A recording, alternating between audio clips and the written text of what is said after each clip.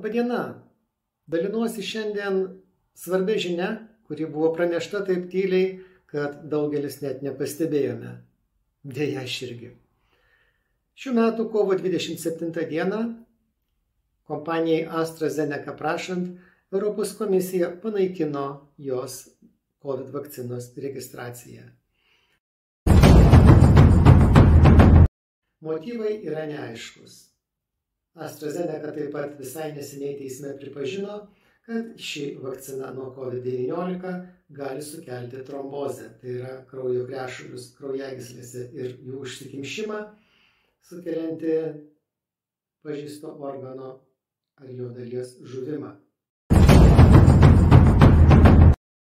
Šitas pripažinimas teisme kartais pateikiamas kaip visiška naujiena, tačiau tai nėra naujiena, kadangi ši galima komplikacija jau daugiau kaip metus yra nurodoma preparato charakteristikų santraukoje. Puikiai prisimename, kad 2020 metais, kai koronaviruso vakcina nebuvo, mirė mažiau žmonių negu 2021, kai jos jau buvo. Aišku, tai nėra įrodymas, tačiau susimąstyti verčia. Džiaugiuosi, kad sveikas protas nugalėjo ir prisimenu, kad praeitą sezoną nuo koronaviruso Lietuvoje pasiskiepijo 55 000 žmonių. Vakcinacijai nuo koronaviruso pernai Lietuvos vyriausybė išleido, išmetė į balą daugiau kaip 70 milijonų eurų.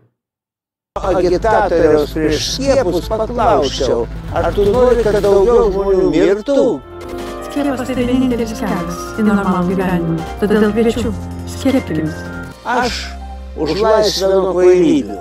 Saugokime save ir savo artimuosius.